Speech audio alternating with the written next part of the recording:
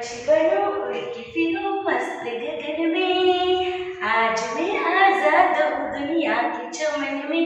Oh, hi, good morning students. How are you? I hope you all are safe at home. Welcome at Urja Gurukul Ahmednagar and congratulations also. You all are promoted in standard 3. Yes.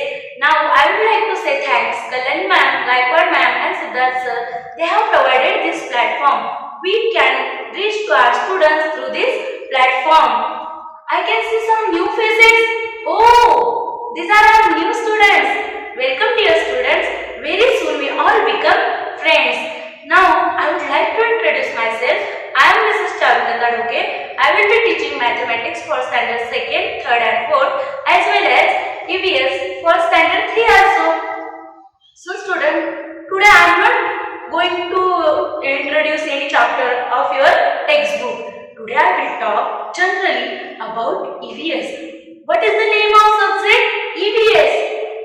Then what do you think? Why EVS is important and why EVS included in our syllabus? What is the exact reason behind that?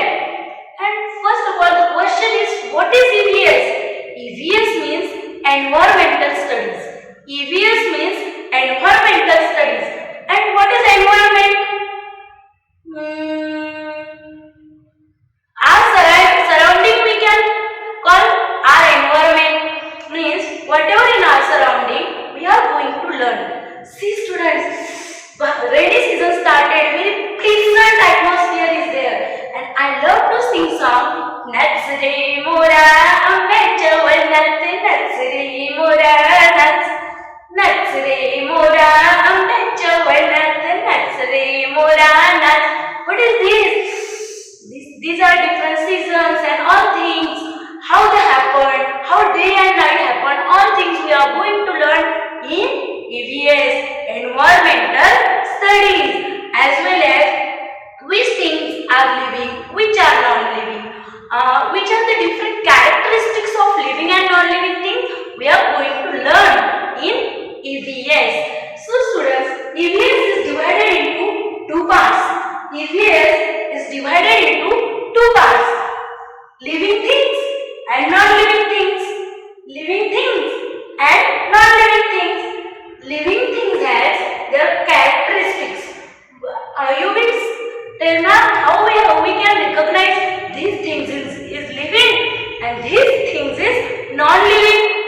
Any method or any characteristics each things has? Yes, living things has characteristic. First important characteristic is that living things grow. Living things grow. You were baby.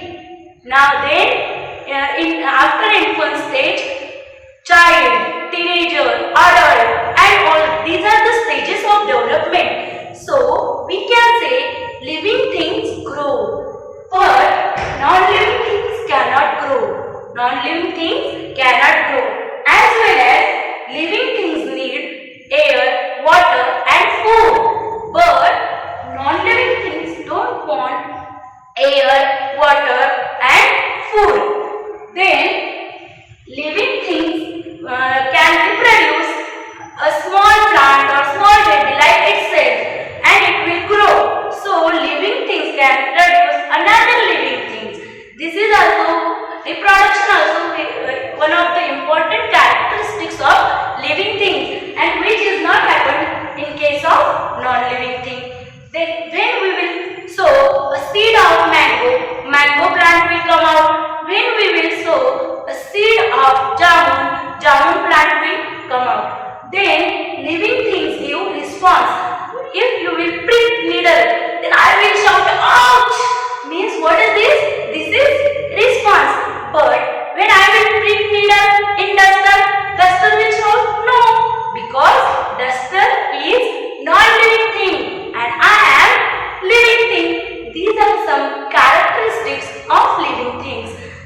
Then living things are again divided into three categories: human, animals, and plants. Human, animals, and plants. Human being means we. So our body, the structural basic units of our body is same. We cannot say we with our naked eyes. We have to use microscope. But lot of cells come together, it form tissue. And lot of tissues come together, it form an organ. And lot of organs come together, then forms organ system. And lot of organ system come together, they form our human body. And this is the outer covering of skin. Do you want to see how our body is inside? So students, you can see inside our body is like this. Inside our body is like this. And this is skeleton. These are the different bones. And this is the outer covering. This is the outer covering of skin on the skeleton. So this is our human body which looks inside. Now there are some organs which are present inside and outside the body.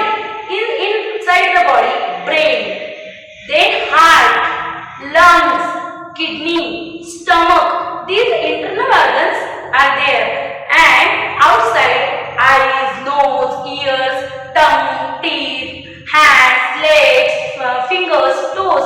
These are the external organs which are outside. These are external, and organs which are inside our body, we call them internal organs. Then this is about human's body. And 5 sense organs are there. Eyes, we see with our eyes. Ears, we hear with our ears. We smell with our nose. We taste with our tongue. And we feel with our skin. These are the 5 sense organs. This is all about human. Then again animals. Animals also categorized through their different habitat, means where they live. Animals which live in forest, we call them wild animals. We call them wild animals. Lion and tiger and so on. Lot of animals which live in forest, we call them wild animals, as well as elephant also, giraffe also.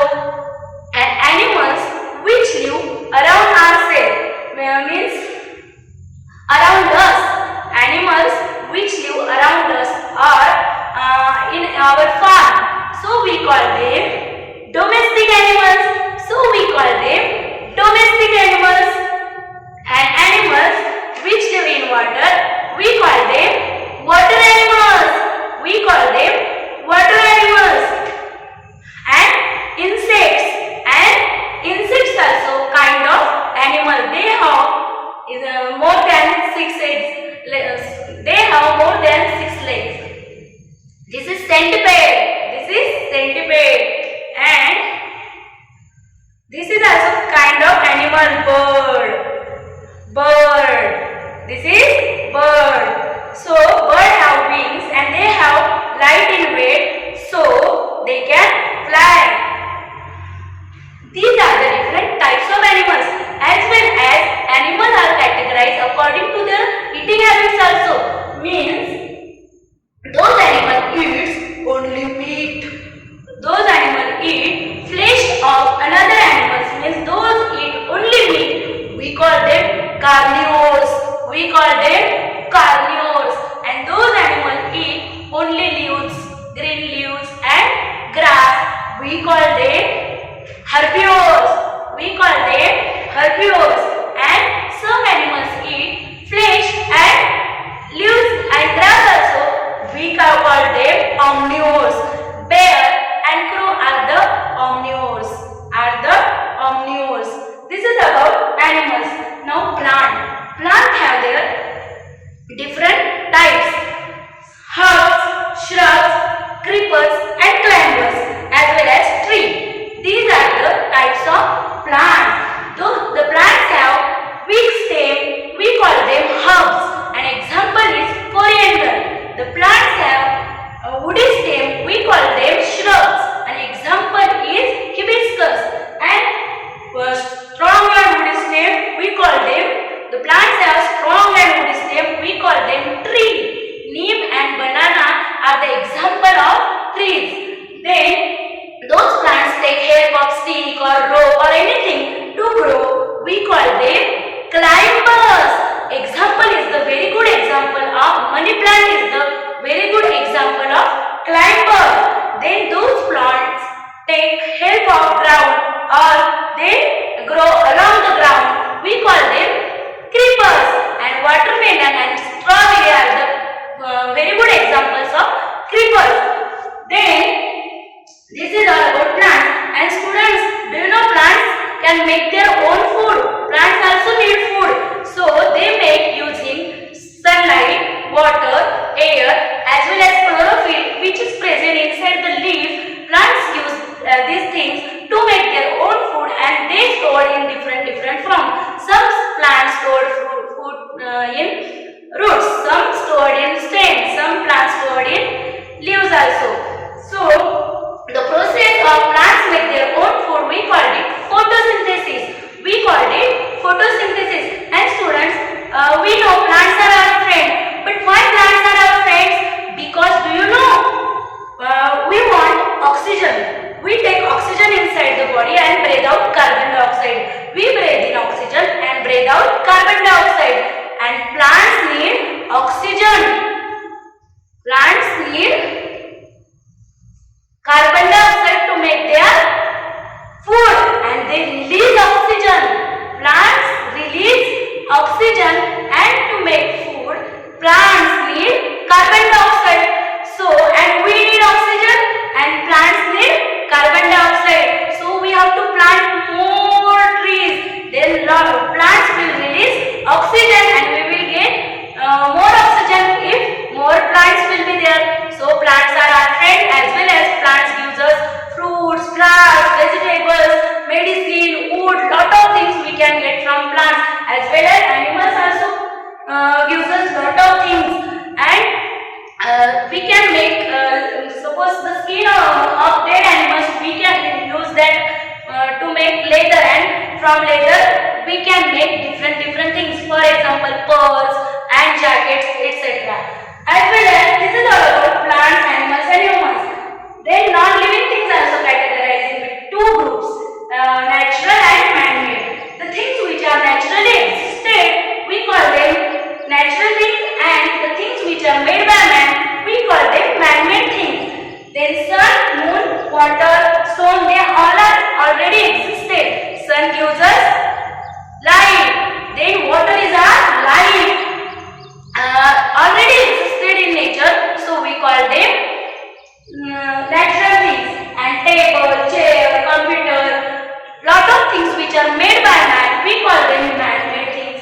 We call them man-made things. So we are going to learn each and every topic deeply in EVS. Suppose about human body, about animals, plants, we will study each and every point.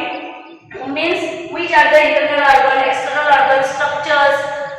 Then suppose tongue, where are the taste buds are situated. Then how many suppose there are three parts of ear, external, internal and middle. Like that we will study each and every part deeply in EVS. So this was the small introduction of EVS. Do you like it?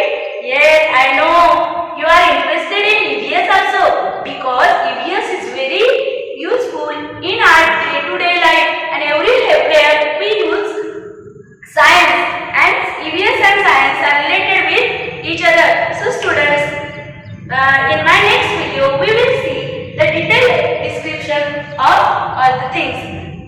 Thank you.